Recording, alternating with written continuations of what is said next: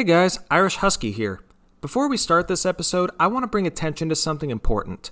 For those of you out of the loop, Disney recently announced that they're shutting down Blue Sky Studios.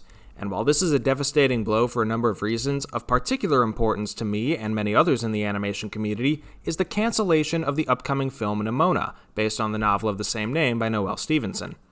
I've linked a Twitter thread in the description, courtesy of my friend Phoenix of Grunvale, who goes into great detail about why this is such a heavy blow. I suggest giving it a read, as it explains not only how insulting it was to have a film canceled after 75% completion, but what this would have meant for LGBTA representation in children's media. Please give the thread a read, and if you have a Twitter account, please share the thread along with the hashtag #SaveNimona. It's too early to tell what kind of impact this will have, but we need to make our voices heard now and persistently if we want any chance of this movie being completed. And that's it for this announcement. On with the show.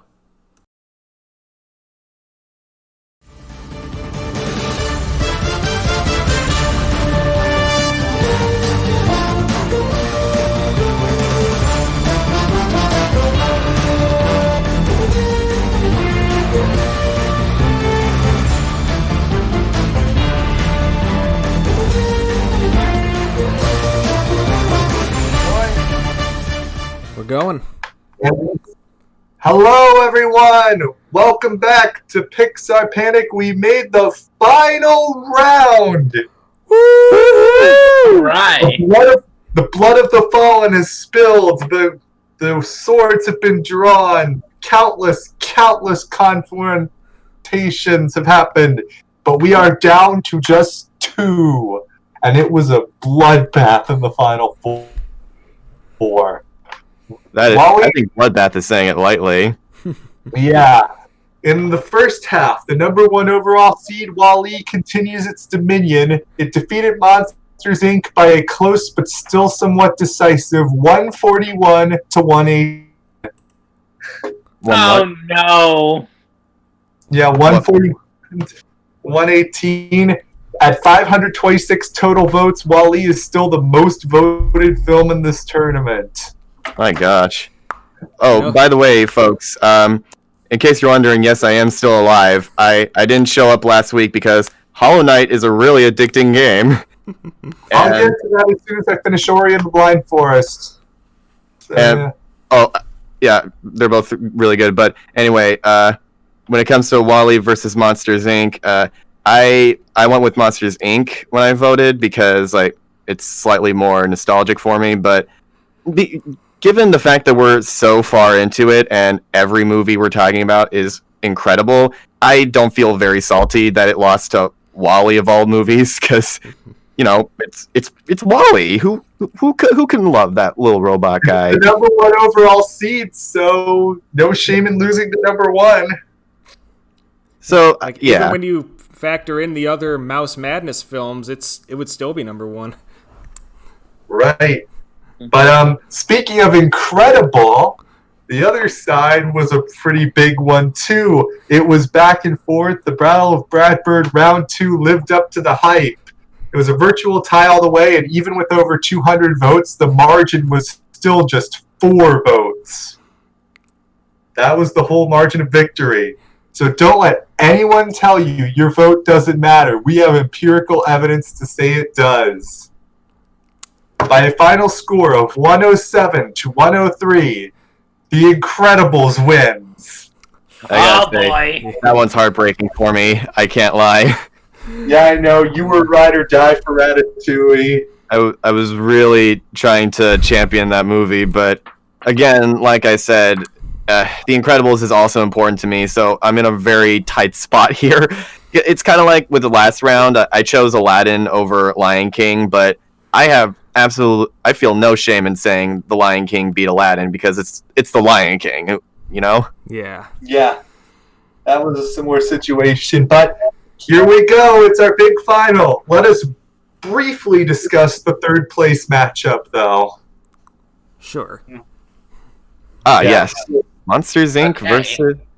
I was thinking when we were starting this podcast and you were doing all right, 3, 2... what if you had done the thing from Monsters, Inc. where we are live in 5, 4...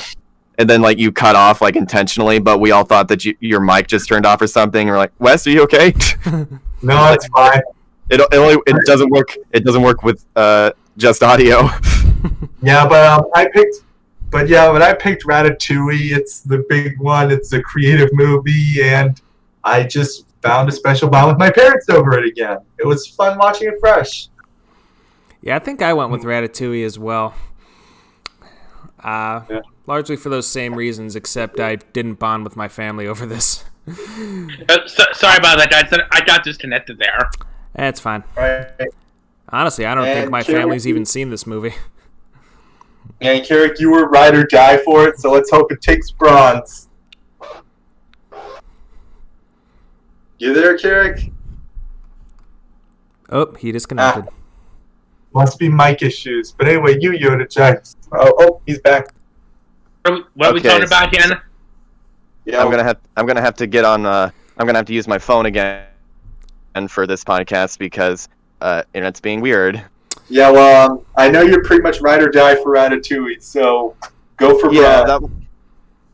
I think that one kind of goes without saying. That being said, I think Monsters Inc. is somewhere in my top 3 or 4 Pixar movies, so it's not a decision made lightly.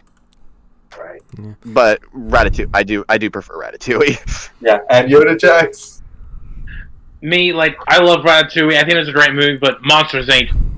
That one, I can't vote against it. I have to go with Monsters Inc. on this one because it's more of the film for me personally. That's fair. Right.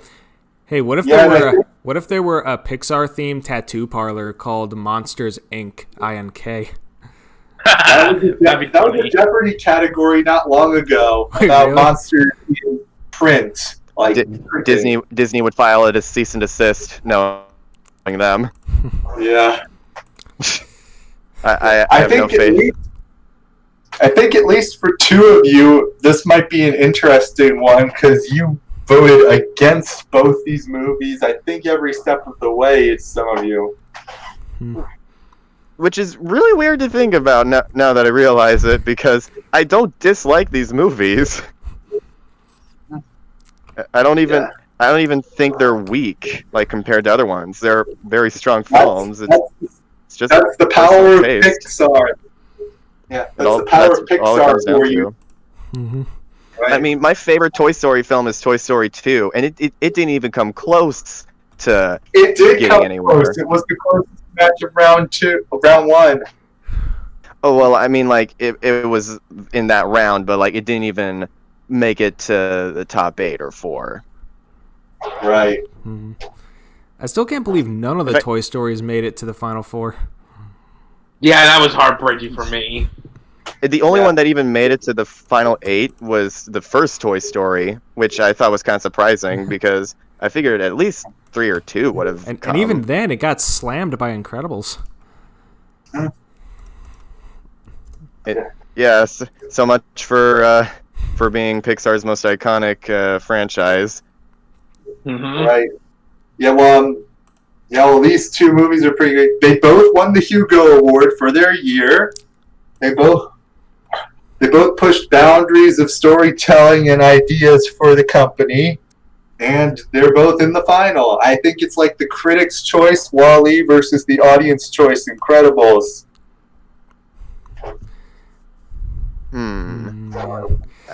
That's hard to think about because there's a lot to dissect with both of these films. I mean, one is about the dangers of pollution and becoming sedentary your entire life, and the other one is about a middle-aged man having a midlife crisis and finding out that all of his friends died.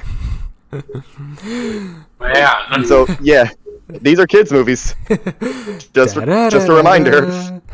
Right. And I just always remember that one line where it's like, now, so you guys spent a lot of time in zero gravity, and you might have experienced some changes in your body, but that's nothing a trip on the track can't fix. No, Like, NASA always has this big regimen for exercising in space. You gotta exercise, otherwise your bones become brittle and deteriorate.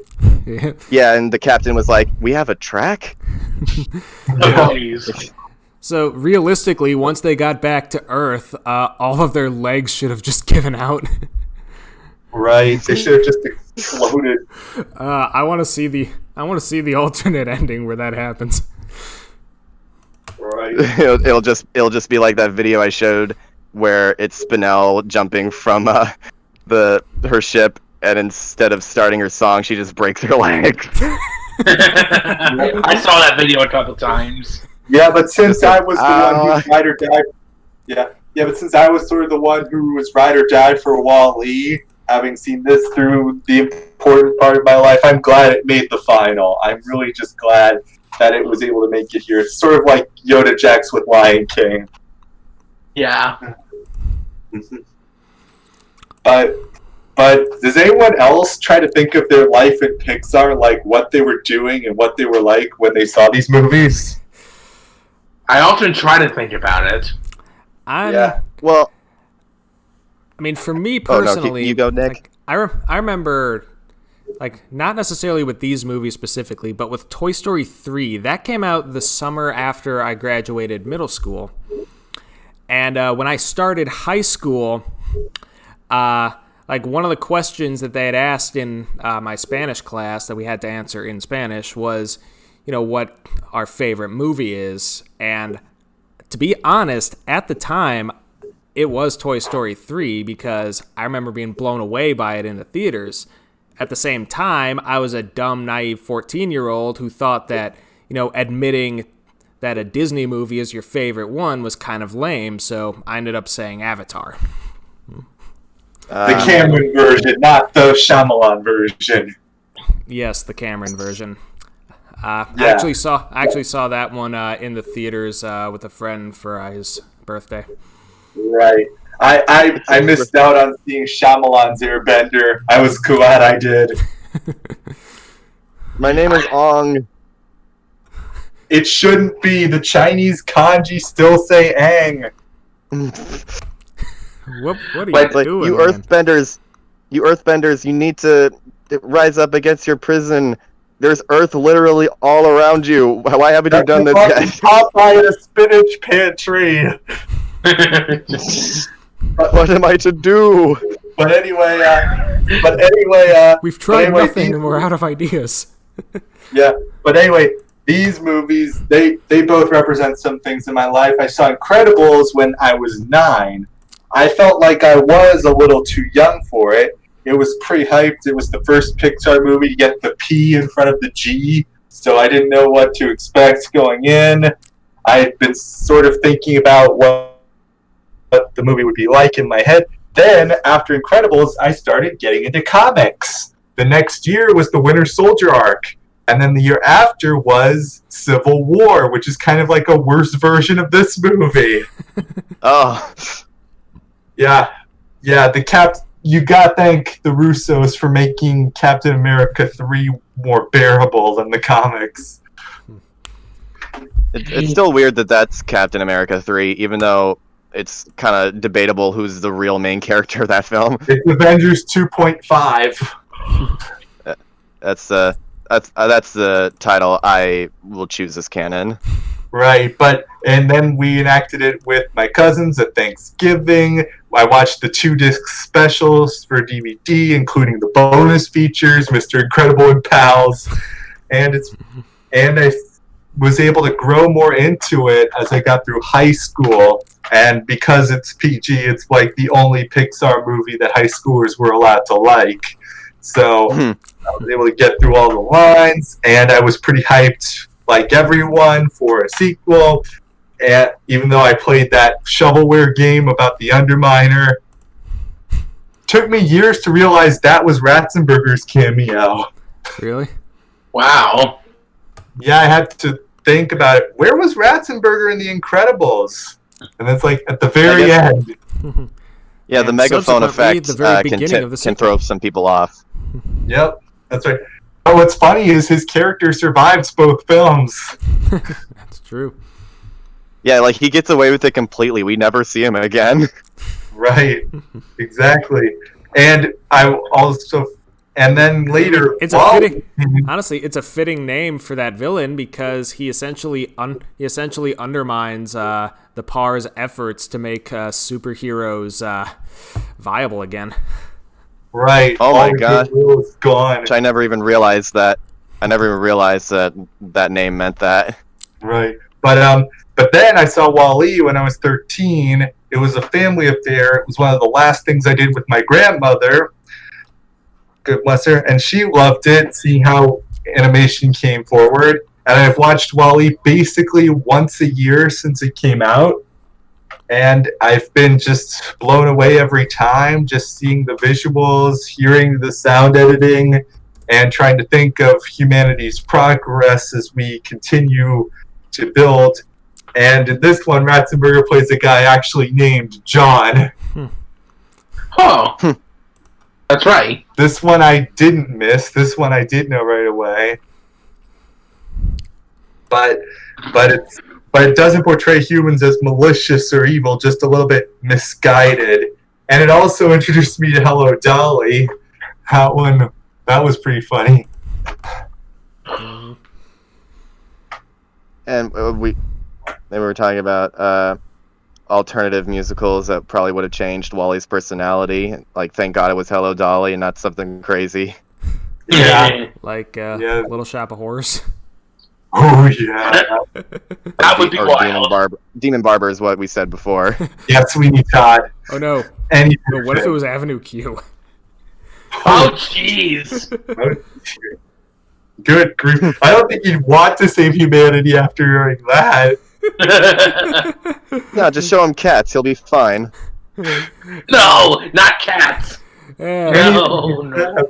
Which version? He'll learn about McCavity.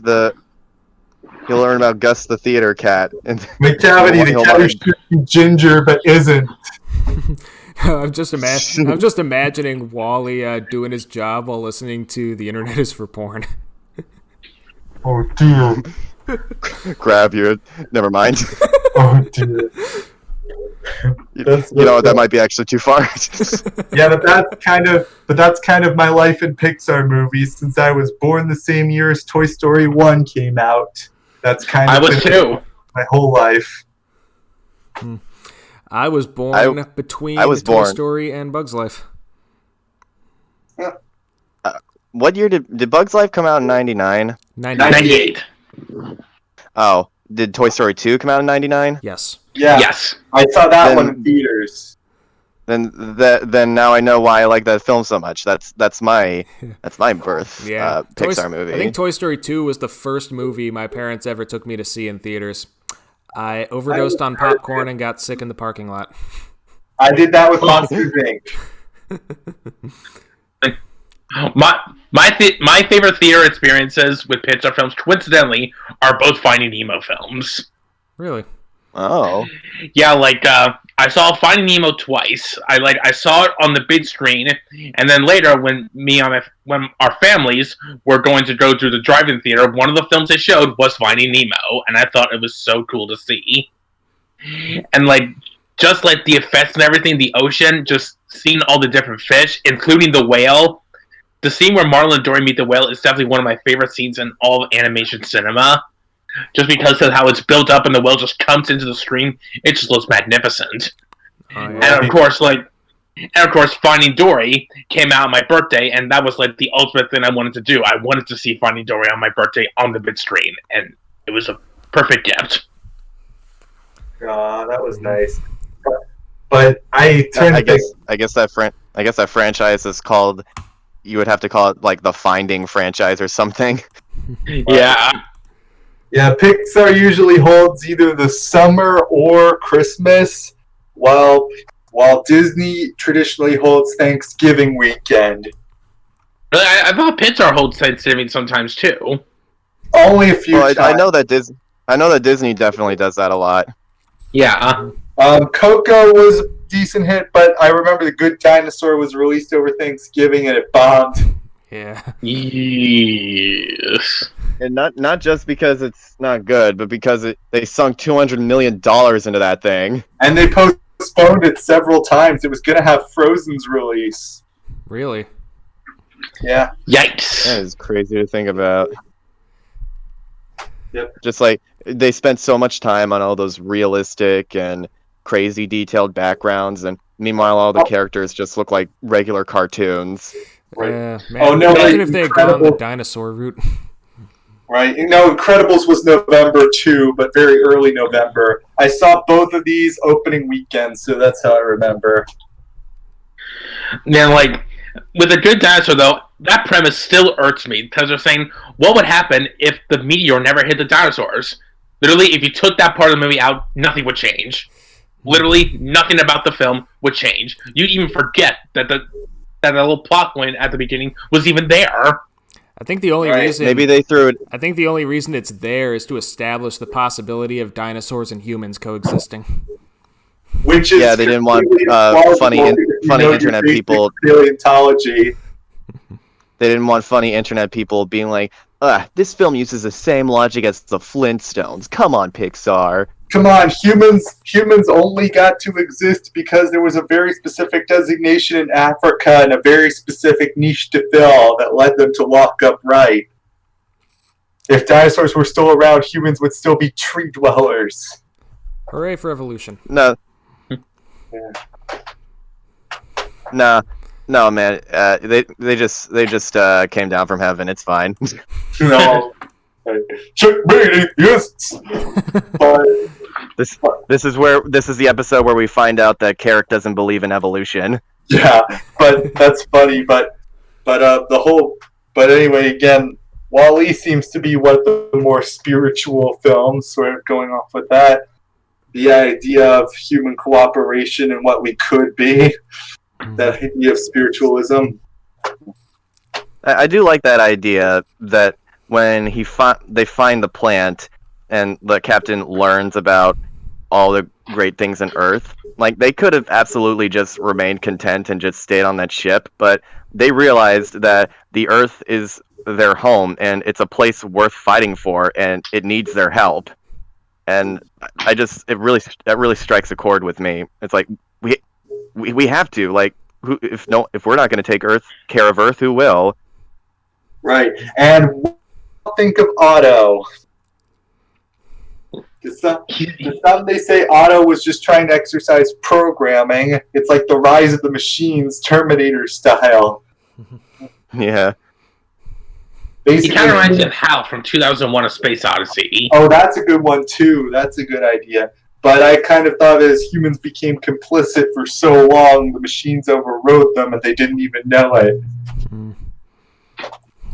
Yeah, I mean, if you're a scientist out there and you're thinking of creating artificial intelligence, just don't, please.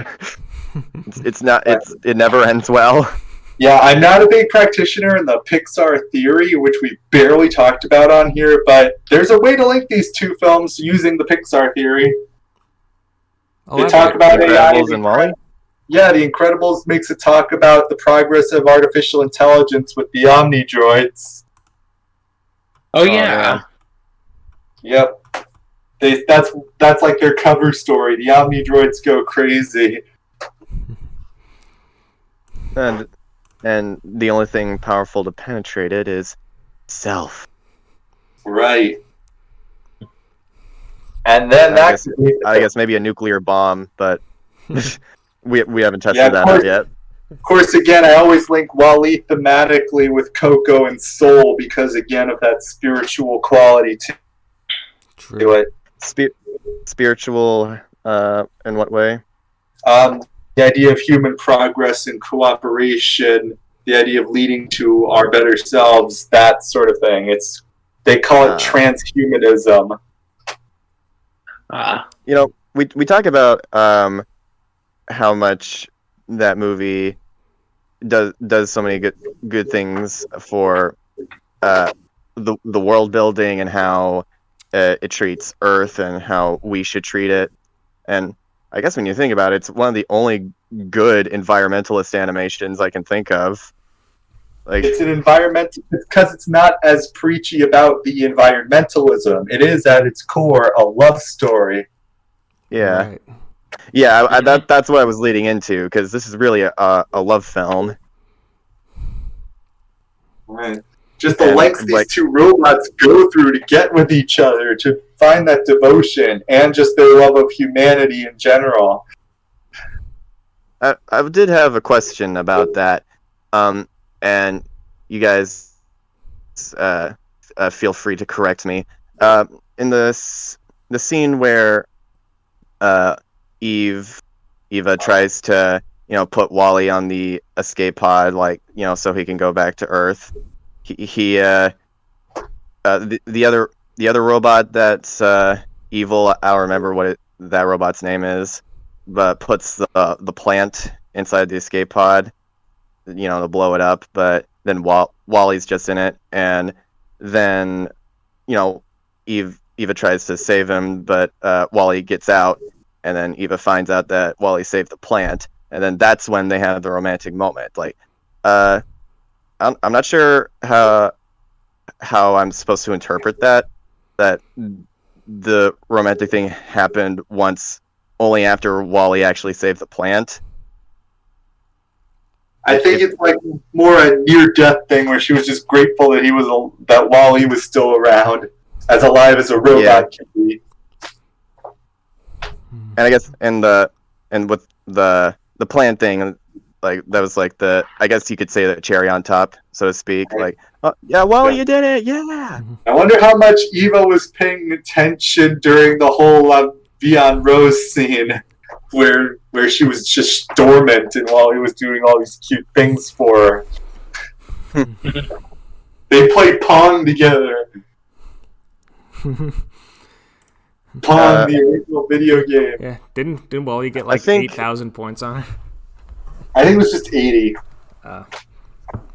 Oh well, I think she didn't realize Wally did all that stuff until after she looked at her memories. Oh, right, but she was still paying attention. Yeah, and then like when she saw her memories, like that's when she realized like how much Wally cares about her.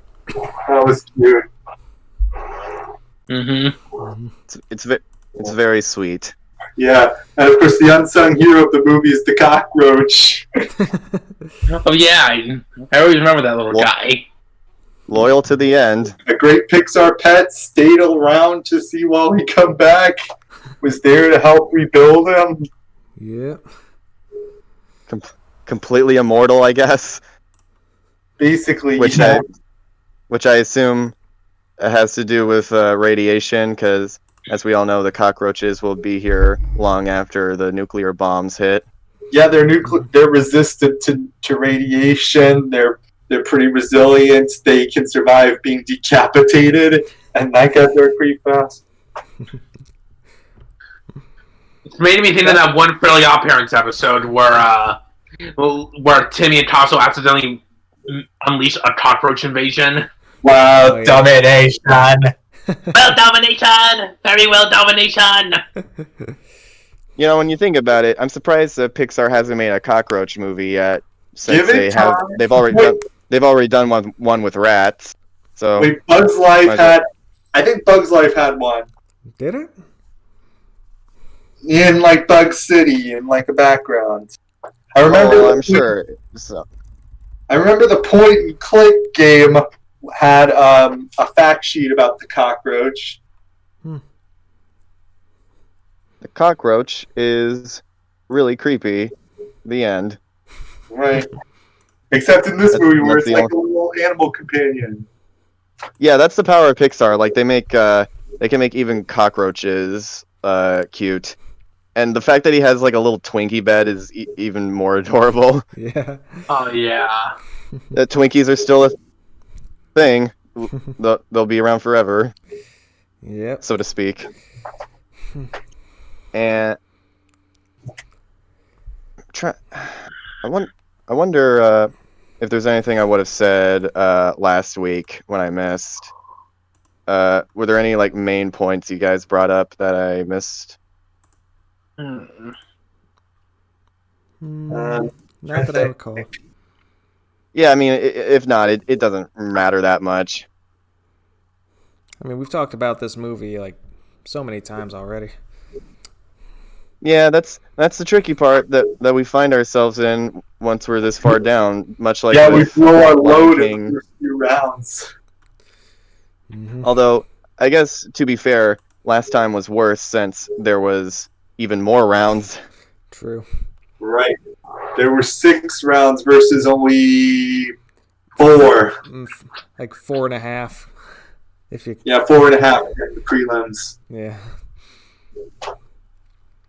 Of which neither of these movies participated. So yeah.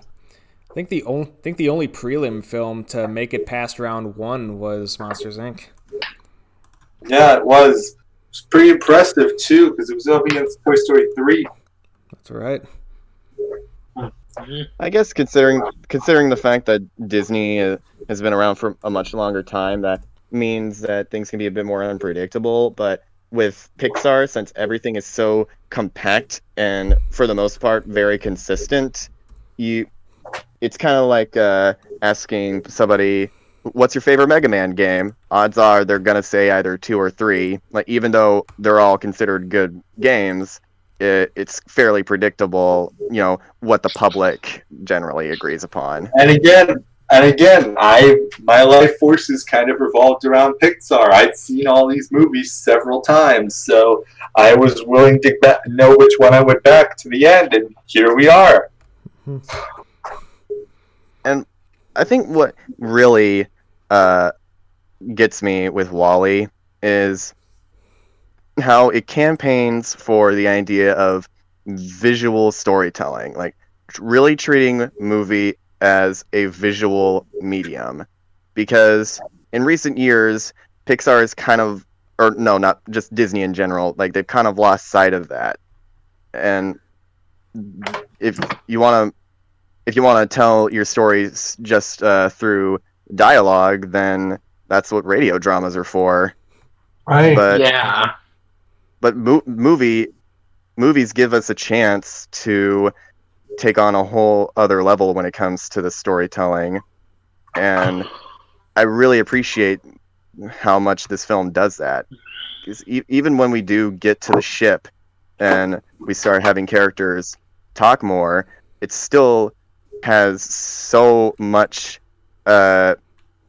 visually anyway, because of how well realized everything is. I mean, even the scene where, like, where Wally and Eve are, floating through space, there's even, that little moment with John and Mary. What was it?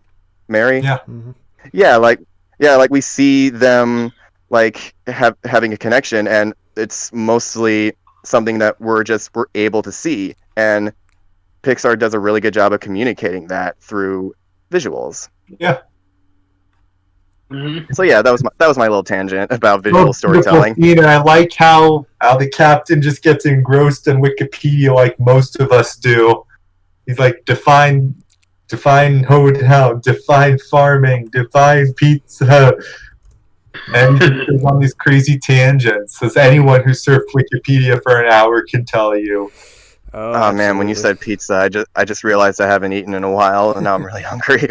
I remember when I first discovered Wikipedia, I was like 11. I just would peruse that for a long time. I discovered it when I was 10. Right. Even though I love Wikipedia, I'll never forget the moments where I see crazy things like a solar eclipse is when the sun turns into a black hole and just absorbs everything.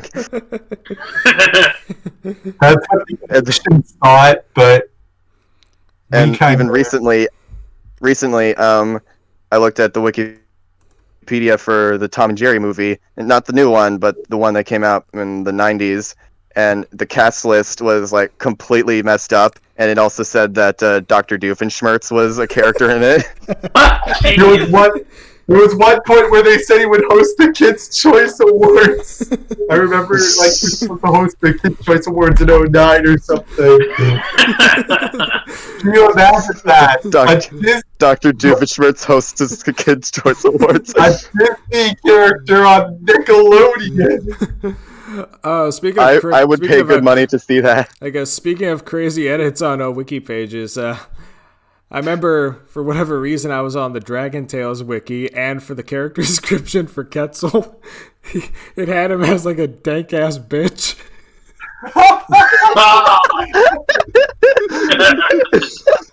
Man. I don't know. I remember. Oh, It's been edited, obviously, but probably edited. I'm very nostalgic for that show. Yeah. It's very good. I love that had show. any trolls. Let's hope the Axiom didn't have as many trolls. Yeah. Or I love it whenever YouTubers like intentionally send people to mess up pages, like how in the JonTron review for Christmas with the Cranks, he asked people to change Santa Claus 3's plot summary to Martin Short and Tim Allen make big monies. And like that's the entire plot summary. Oh my. It's like it's not inaccurate. Right. But just replace Wikipedia plot synopses with Netflix descriptions. right. Or like Disney Plus descriptions that are so vague that it could be anything.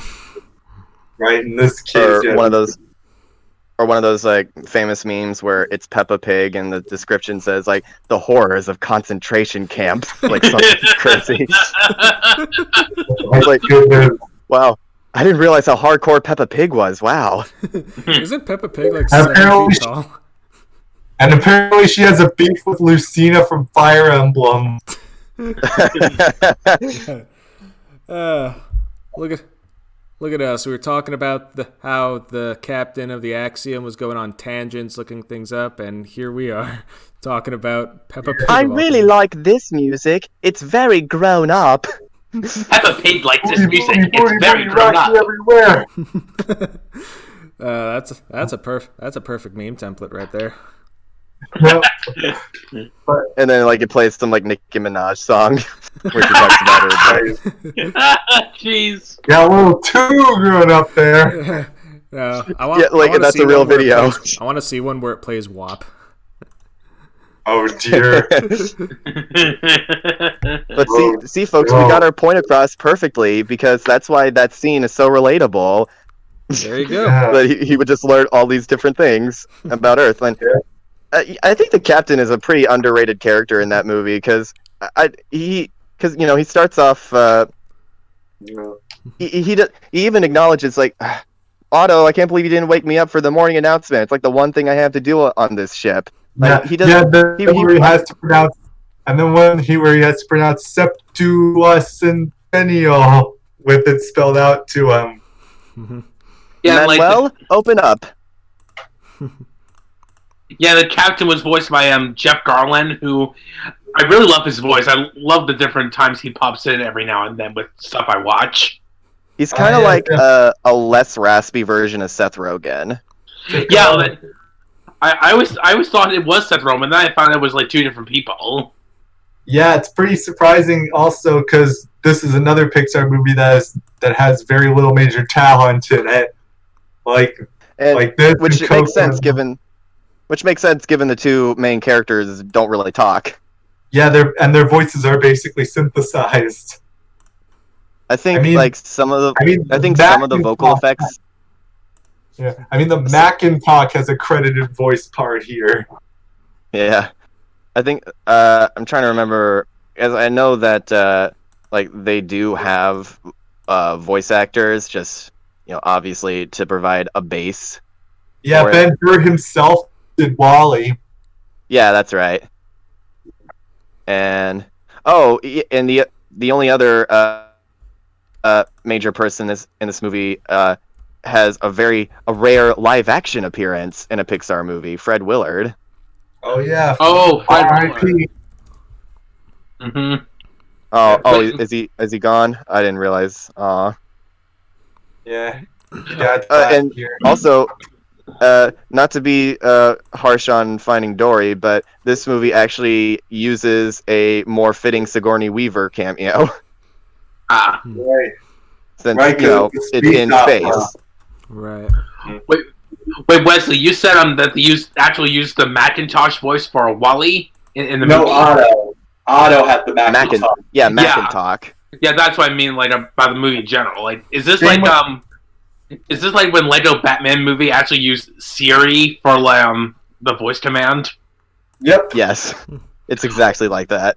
Oh man, like Macintosh also provided Bit from the original Tron and Robot Jones. oh. How long before we get the Drew Pickles voice in one of these films? You might The be Trooper.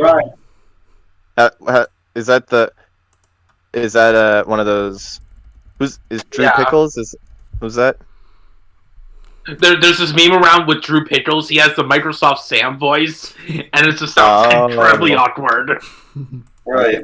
Well, there are the memes going around that use the A15 technology where it has a bunch of different characters from different shows and media, and you can like basically type in something and it recreates their voice like almost seamlessly. It uses It's like Vocaloid. I've been having a Yeah. blast with that. Yeah, I'm thinking of using it for my own nefarious purposes. But A15, that reminds me, both these films actually use their A113 cameo as a plot point. oh yeah, Directive A113. Yeah, to explain it, this was something I brought up in the lost episode of Mouse Madness, but A113 is a room at CalArts where many of these animators supposedly met. Yep. Don't say CalArts, you're gonna trigger the internet. Nonsense! If I'm referring to the school, it's okay. But A113 as such has made an appearance in many Pixar productions and even non-Pixar ones, like Star Wars, Doctor Who. But Whoa. But Initiative A113 is the one that would override the program that would return them to Earth, and Mr. Incredible meets Syndrome in room A113. Yep, and it even appeared in The Simpsons from I think that was Sideshow Bob's cell name. Well, Brad Bird went to CalArts too, so that makes sense. But Yeah. And even in Animation Acres, I actually had the main classroom that the kids are in called Room A113. A113. that was a room at my middle school, but whatever. So, Yeah. but Oh, by anyway, the way, I think this is the only time in Pixar that's spoken aloud, so it makes the reference even more blatant. Mm-hmm. But you wanted to say something, Carrick? you guys said that you use the A15 thing a lot, but I've tried using it, but it never worked. It always gives me a network error, and I don't know why. Like, am I doing something wrong? Hmm. I'll have to I might just check. need to look. I might just need to look that up later on my own Yeah, you time. might have check to bypass it.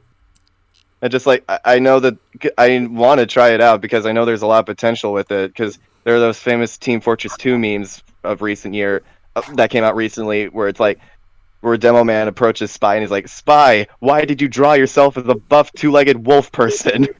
Whenever I see A15, it's My Little Pony voices. Yeah. Yeah, that too. Where they recreate the pool scene from Clone High, but with Starlight Glimmer and Twilight. Like, Yeah, did you I'm see gonna them? try They having them flipped the read bitch. I think I remember. one of Bosch's videos, I think, uses 15AI to do the like, what the F did you just say about me in SpongeBob's voice? Like, I remember seeing something of Team Fortress 2 voices where they read the Family Guy scene where they go, "I did not care for the Godfather," where all the voices were used for that scene. Like, Heavy said he didn't care about it. My favorite part is when Scout says, "Robert freaking Duvall!" That's my favorite part. I saw a similar one to that too, but instead, like, they're all asking Spy why he doesn't think Big Chungus is funny. Oh. Like, in a similar vein to that. Yeah, but anyway, that kind of ties in with Wall-E and his sound editing sort of thing. Yes, that's How this what watch The Dark Knight for sound editing, I don't know. this movie has very good sound design, is what we're trying And to say. the Incredibles, which won for sound editing. Indeed. So that's the rule of thumb. So that's the rule of thumb for Pixar Panic. You gotta have good sound editing. You gotta be a little bit more adult-oriented. You gotta win the Hugo Award. You gotta have some sort of team dynamic and a bit of a love story, and boom, you're in the final. Also, don't take place during present day. Right, take place in either the past or the future. You know, I have to say, with The Incredibles, like, that movie takes place in the 60s, but that's one of the things that I actually do prefer the sequel over. Like, the sequel actually feels like it comes from the 60s. Like, most of the time when I'm watching that movie, I forget it's in the 60s.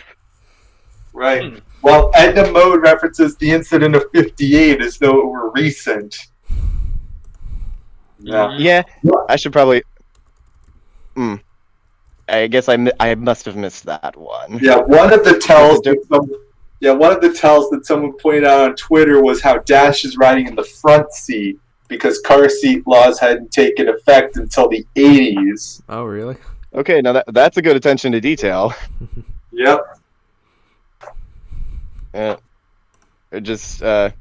now I'm glad that we have much more strict laws around that, because I've seen a bunch of those Uber videos where like a bunch of people might get into a car, like more than can fit, and the driver has to be like, no, you guys have to go. Like, I don't have enough room for all of you. And they get indignant about it. Yeah, the reason they don't recommend kids sitting in the front seat is because their facial features haven't developed yet, so the airbag can break their face. And that was a very big plot point in The Blind Side, where like he stopped it.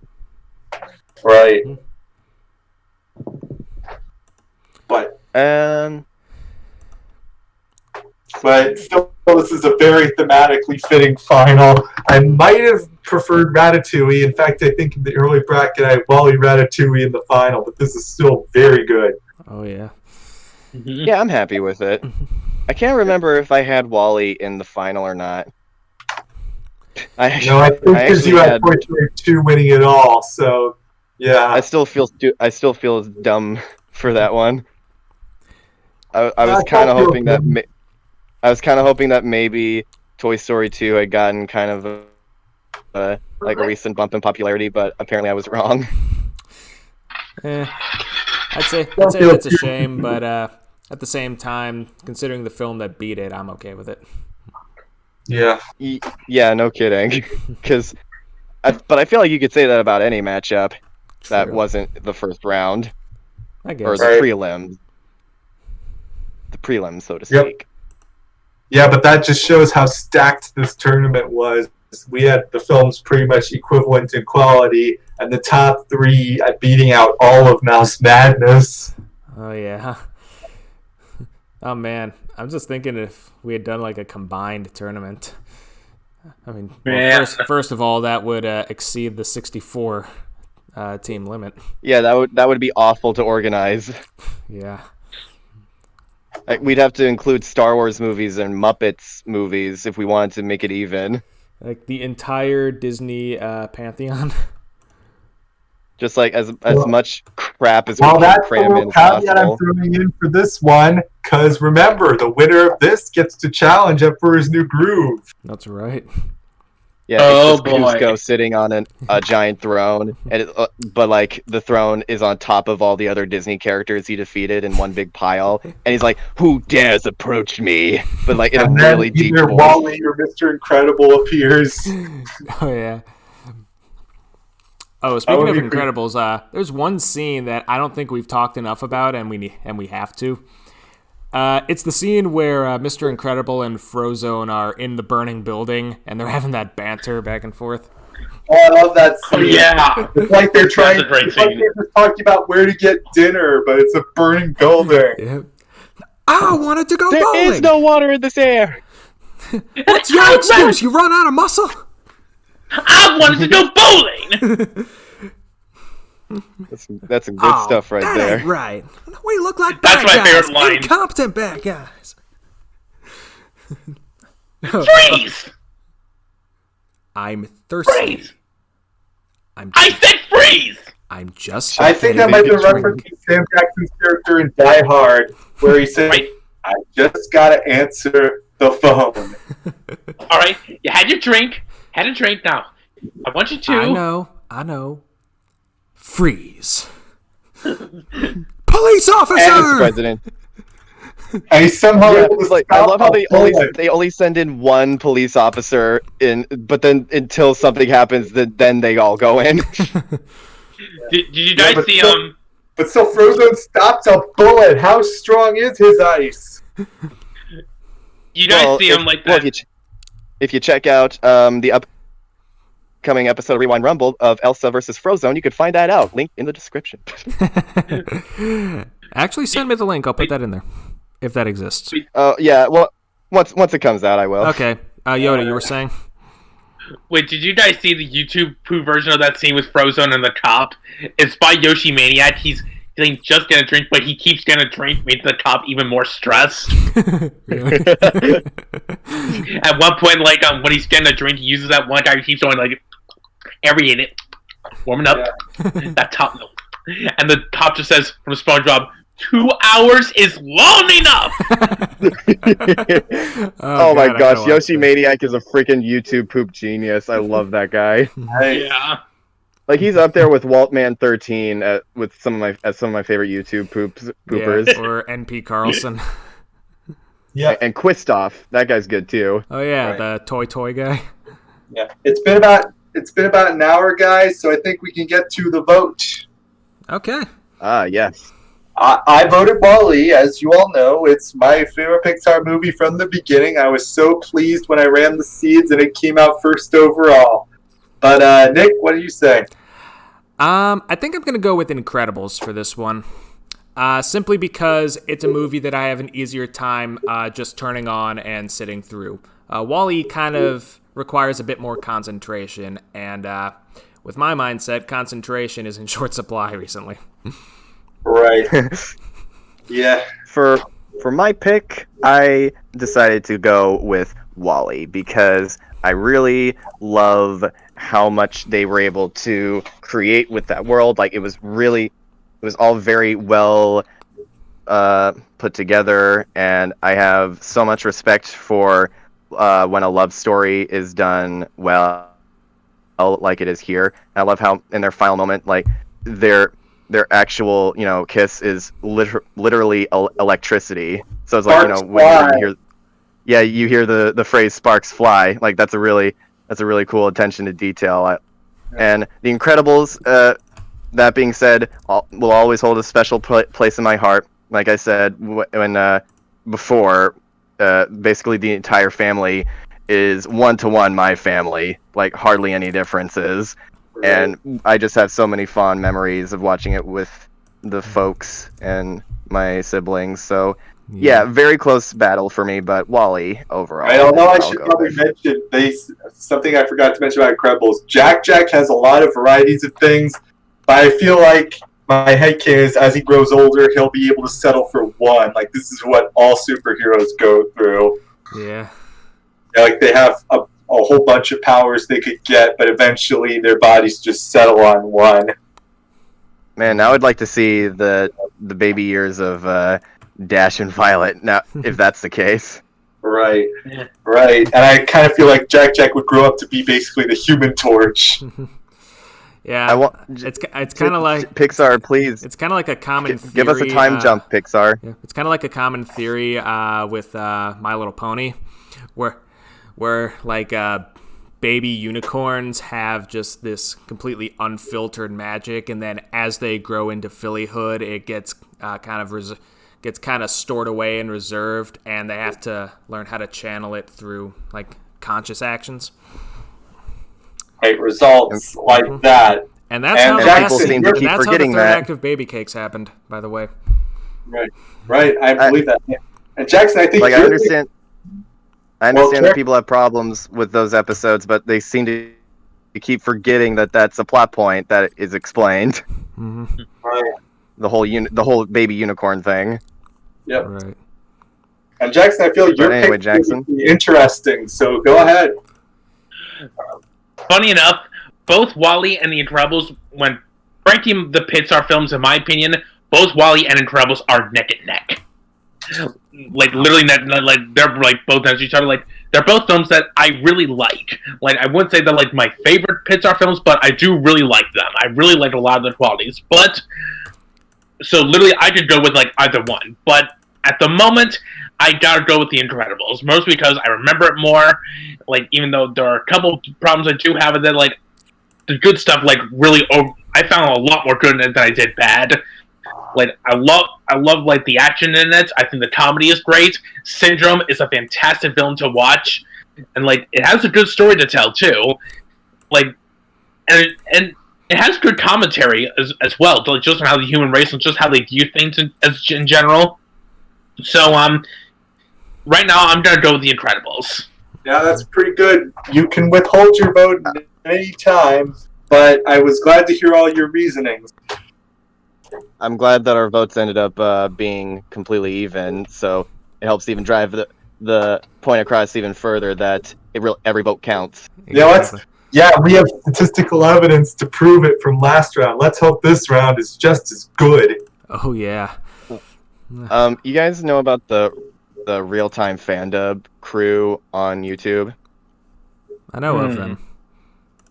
Well, like they also do movies, and like they'll play out all the characters and do the movies. They did a real-time fandub. Infinity War, but they didn't take me. They did a real-time fandub of The Incredibles, and I'll always remember the one joke where Mr. Incredible is in the ship, and it like goes underwater into the underwater cave. But when it goes underwater, the guy playing Mr. Incredible goes, and then when it comes up for air, he's like, or just certain scenes. Oh no, the whole movie, but like obviously it's edited down for copyright reasons. Whoa, yeah, because I was about to say that's pretty ambitious. And then like when he comes up, he talks to the lady like, "What the heck was that?" She's like, "Oh yeah, the drown device. Pretty cool, right?" Like, no, it's not cool. Yeah, it's our latest invention. Right. All right. So before we sign off, I just realized that I forgot to do intros again. All right, so it's time you for know outros. what? At this point, Yeah, it's fine. So we'll do the outros. I am Wesley Hunt, still the host of this podcast, looking for a great time. Keep those votes coming. I am Irish Husky, the guy who created this whole thing, and on a completely unrelated note, I found out today that I need glasses, so yay. Welcome to the club. I am Carrick and Jackson, also known as Raccoon Bro. I had 1,000 subscribers, and I still can't do community posts. Get your shit together, YouTube. You can monetize, though. I can monetize, but I want to make community posts, YouTube. Come on. Yep. And last but not least...